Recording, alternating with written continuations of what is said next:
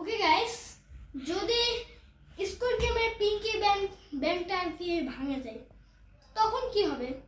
তখন সবাই যদি টাকা নিতে চায় তাহলে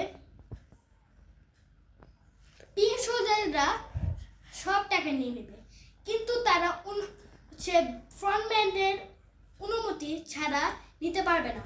কারণ ফ্রন্টম্যান যদি অনুমতি দেয় তাহলে তারা টাকাগুলো রাখতে পারবে, কিন্তু প্লেয়াররা প্রথমে মনে করবে যে আমাদের টাকা তো দিল না, এত গেম খেলে কী লাভ। তাই অনেকজন বের হয়ে যেতেও পারেন, কিন্তু যখন ওই পিঙ্কি ব্যাংকে আবার টাকা ভরে দিবে তখন তাদের তো মাথায় খারাপ হয়ে যাবে।